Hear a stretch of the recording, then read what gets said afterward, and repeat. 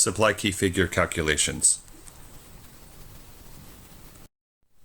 20 of the 77 IBP supply key figures are covered in this video. We start with consensus demand, which is a requested or forecasted demand of a customer for a certain period, for a certain product of each period of the planning horizon, typically copied from demand planning, for example, the consensus demand quantity, which is a different key figure. We then have the customer ratio, which is the ratio for sourcing customer demand for a product from various ship-from locations connected to a customer source of supply, not relevant for the optimizer.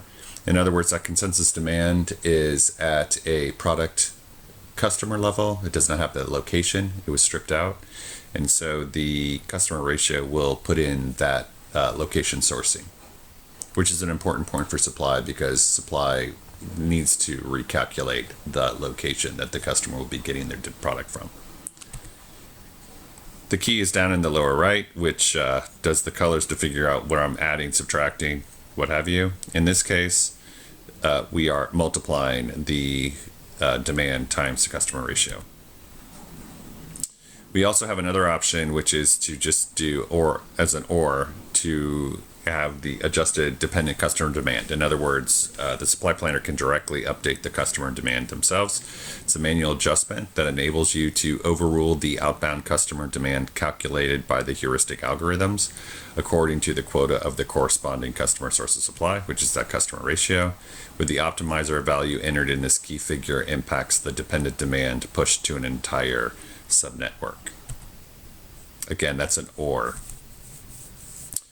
Those two or three key figures together will end up calculating what's called the dependent customer demand, which is the demand for a customer product combination per period to be met from a ship-from location as calculated by the planning algorithm. So if you hear unconstrained or constrained, that's what we're talking about. Again, that's an equal. And there you can pause the video here and see the difference, subtle difference between the consensus demand versus the dependent customer demand. In addition to the dependent customer demand, we're trying to get to the net demand at the DC or customer facing location. The net demand is the demand that needs to be sourced from a location product. This is calculated by the planning algorithm using other key figures and lot size parameters. In addition to the dependent customer demand, we add the inventory target, which is the target inventory of a location product for the end of the period. We also add in the independent demand, which is demand for a location product that is not derived from or is not dependent on either a customer demand or the net demand of a ship-to location. We also take out, for the first current period, the initial inventory, what we actually have on stock. And for subsequent periods, we have the projected inventory. This is the quantity of a product available. The initial inventory is the quantity of the product available at a location at the beginning of the first period. This relates only to the period of the planning horizon and not to any future periods. It's a very important point. And then the projected inventory is the stock balance of a product in a certain location per period. And then finally, similar to adjusted dependent customer demand, we have the ability to override all of these demands at the DC level with an adjusted demand key figure. This is a manual adjustment that enables you to fix the sum of the independent demand key figure and the dependent demand calculated by the algorithm for a location product. And again, you can pause the video to see the subtle difference between the net demand and the dependent customer demand. With the net demand calculated just at the customer facing location, we will use the location ratio to calculate where that customer facing location or DC is going to get their demand from.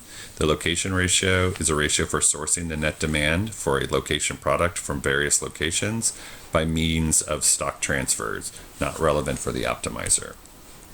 That is going to equal what we call the dependent location demand.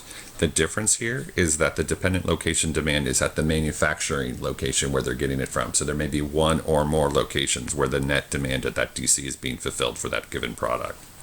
The dependent location demand is the demand from a receiving location to a ship from location that is needed to satisfy a fraction of or the entire net demand of the receiving location.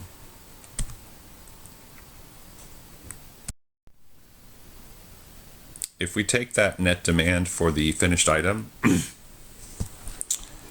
we will multiply that value times the production ratio. The production ratio is the ratio for sourcing the net demand for a location product by in-house production by means of process orders, and this is not relevant for the optimizer. From there, from the net demand of that finished product that is at the manufacturing site times the production ratio, we're going to get the key figure called production. This is the receipts of an output product according to a production source of supply. We also have the ability to manually adjust the production, and with the adjustment production key figure, that's the manual adjustment that enables you to fix the values of production receipts calculated by the heuristic algorithm or the optimizer. Now, with knowing how much we plan to produce of the finished product, we can then take the component coefficient of the semi-finished. This is the quantity of a component needed to make a product. And then we're going to take the output coefficient, which is the quantity of output products of a production source of supply. If there are several output products, co-products, the output coefficients define the ratios in which the output products are produced. What we're going to do is take the components and divide it by the output coefficient and multiply it by the production. Based on that calculation, we end up with what we call the dependent production demand of the semi-finished. This is the demand for components, the input products derived from the net demand of a finished or semi-finished product according to the defined component coefficient.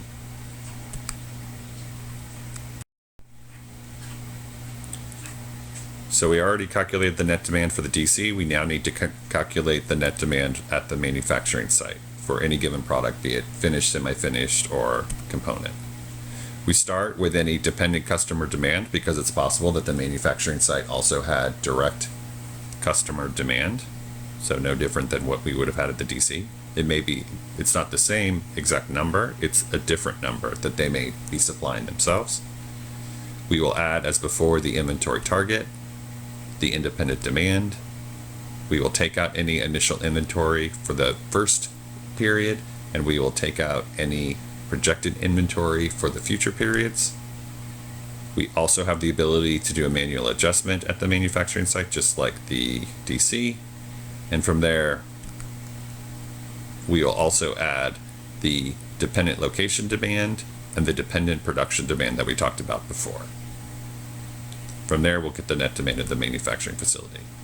So again, it's important to think what's going on at the DC versus what's going on at the manufacturing site, as well as what's going on at the FERT, the finished product, etc. There's just a series of loops that the heuristic is going through. So with that, we're going to clean this up a little bit and give you some simpler definitions that will make sense now. The dependent customer demand plus the location demand plus the production demand is going to give you the dependent demand, which is the sum of all dependent demands for the location product. That could equal the supply. Supply is the sum of all supplies, that is everything that leaves a location. It comprises quantities transported in a downstream direction to another location, transported to a customer, or consumed in a production process. But they're two sides of the coin. You want to think of the demand is the requirements, the supply is what you actually had to meet with them. So they would equal each other only if there were no constraints, no lot sizing, and no lead times. On the DC side, if there was a supply from the manufacturing side, then there's going to be a receipt, which should mimic the dependent location demand that was sent earlier. The receipt is for each period the sum of all receipts, that is everything received at a location for a product. It comprises production receipts, transport receipts, and external receipts. The dependent customer demand if the supply map balances without constraints at a DC would equal the supply for the DC. Again, the sum of all the supplies, that is everything that leaves a location. It comprises quantities transported in a downstream direction to another location, transported to a customer, or consumed in a production process. Why this is important? Second.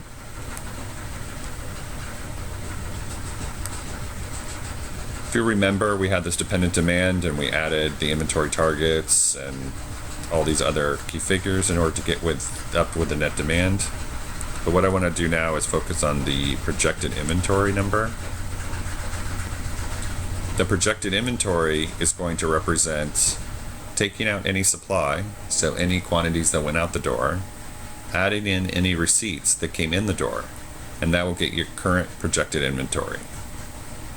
And again, it's going to start with last period's projected inventory, and then for this week add in the supply, take out the supply, add in the receipts to get your current projected inventory.